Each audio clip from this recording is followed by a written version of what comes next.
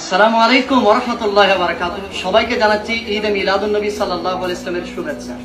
এবং এবছর আপনারা জানেন পুরো দুনিয়া ব্যাপী 1500তম রাসূল পাক সাল্লাল্লাহু আলাইহি ওয়াসাল্লামের মৌলিদ শরীফ উদযাপন হচ্ছে।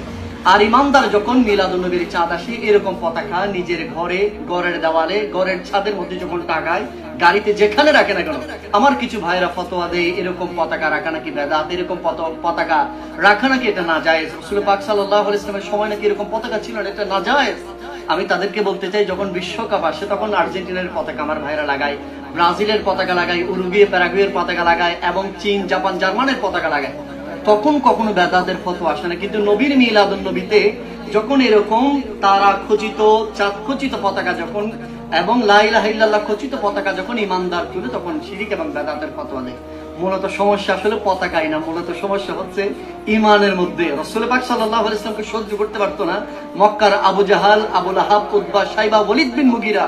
আর মুহাব্বত করতেন সিদ্দিক আকবর, আর মুহাব্বত করতেন ফারুক আজম। সেজন্য নবীজি সিদ্দিক আকবরকে জান্নাতের সুসংবাদ দিয়েছেন এবং রওজায়ে মুবারকে নবীর সাথে, হাশরে নাশরে নবীর সাথে এবং জান্নাতেও নবীর সাথে সিদ্দিক আকবর থাকবে। আমরা সিদ্দিক আকবর অনুসারী হয়ে পতাকা তুলে নবীর প্রেমে ভালোবাসায় মিলাদুন নবী উদযাপন করি।